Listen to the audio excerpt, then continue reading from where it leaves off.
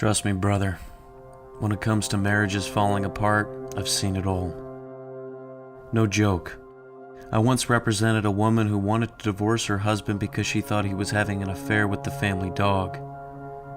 She didn't have any hard evidence, but she was convinced about what he was doing with their brown lab, Viola.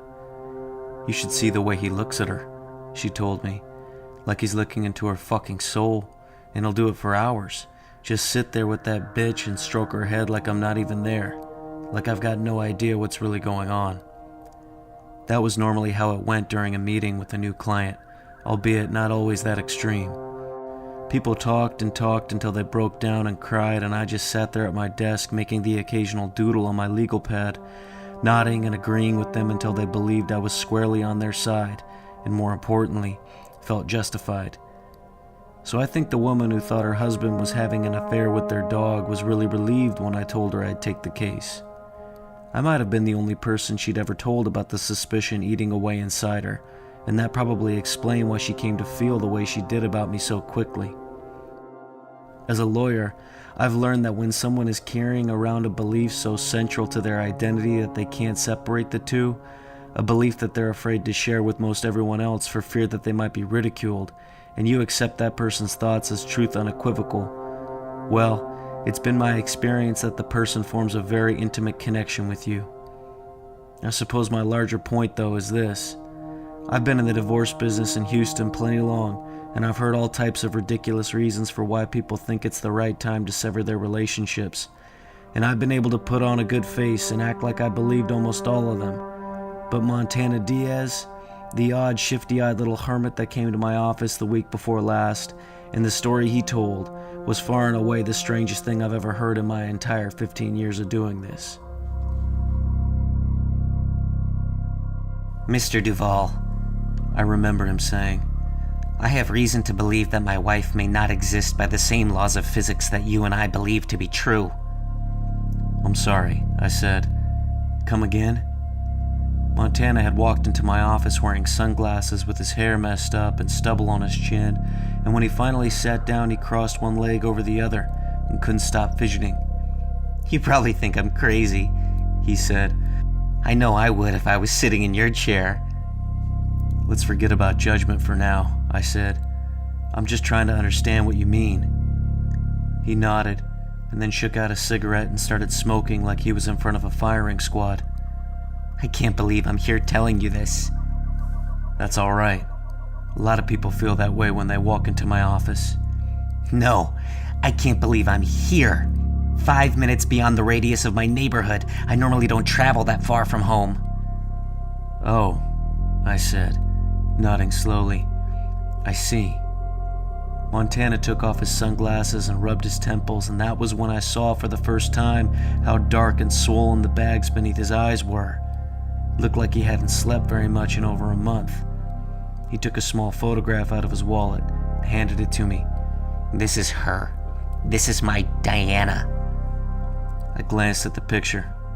She wasn't exactly the most beautiful woman I'd ever seen. And every night she makes up one excuse or another to leave the house. Sometimes she says it's because she wants to buy some ice cream. Other nights, she tells me she's just gonna drive around for a bit to see the stars, but every single time it's the same. She doesn't return. Not until I fall asleep, that is, and when I wake up, she's right there beside me. I nodded again slowly. The more Montana talked, the more he twitched. He'd already lit another cigarette. Look, Mr. Diaz, I said. The situation you're describing doesn't really sound that uncommon. Please don't do that. He'd frozen and was cringing in pain all of a sudden. Please, I don't like it when things start moving around all over the place. I stopped spinning the framed picture of my law school graduation that I kept on my desk and put it in a drawer instead. Could only assume that was what had set him off. What I'm trying to say, though, I continued, is that maybe what you're describing is work better suited for a private detective. I've already hired 3. They all told me the same thing. Which was what? He sighed and looked at me for a moment, and it was the first time since he'd walked in that I saw something in his eyes that I'd recognized in other clients. that worn-out expression of resignation and vulnerability that comes with telling a stranger the absolute truth that's hiding within. They all told me that my wife is a ghost. If you haven't guessed by now, I'm single. Don't get me wrong though, I don't have anything against marriage personally. I just happen to have a different outlook on it than other people. Whereas most couples decide to get hitched at the apex of their passion and happiness, I'm always approaching it from the end game, when the two can hardly stand to be in the same room anymore and are only united by their mutual desire to fight tooth and nail over something as petty as who gets possession of the entertainment center. Still, I've never been opposed to the idea. I just think a few things should be changed. I'd rewrite the contract, for instance, so that instead of lasting an entire lifetime, the partnership clause was a little more reasonable, like 5 years with the option to renew or opt out penalty-free after 3.5. I actually think wording like that would help more people stay together. There's less pressure that way. The phrase, "until death," has always sounded more appropriate for a prison sentence, rather than what's supposed to be the happiest day of someone's life. Because let me tell you, Montana Diaz looked anything but happy. He was chain-smoking, twitching, and every few minutes or so he'd glance over my front door like he was expecting something horrible to come bursting through at any moment. All the while, he was trying to convince me that his wife was supernatural. Every single one of those detectives followed Diana the moment she left her house, and each night she went to the exact same place, the Hotel Eucalyptus, just west of the airport, and they all witnessed the same thing. Once she walks into the hotel, she disappears. The detective saw that personally? No, not exactly, but they all entered seconds after her and not one of them could find a trace of her in the building. I nodded and tilted my legal pad so he couldn't see the doodle I was working on. Forgive me if I'm stating the obvious, Montana, but have you ever just asked her where she's been? Of course, she always has an excuse. I'm not sure she even knows what she's saying, though. There's a chance she might not have a clue as to who or what she really is. Like a ghost, for instance. He nodded. I started to laugh and then tried my best to cover it up as a cough. Couldn't help myself. The whole thing was so ridiculous. "I'm sorry," I said, "but I'm not sure what you want me to do. I can't draw up divorce papers based on speculation that your wife might be supernatural. There isn't a precedent." It's not what I'm asking you to do. Not yet. First, I'd like you to follow Diana and witness it for yourself. Then perhaps we can talk about the legalese. I laughed again, and this time I didn't try to hide it. "I just told you, I'm not a private investigator." Then think of it as some extra discovery work for a new client, he said, scribbling something in his checkbook and then handing it to me.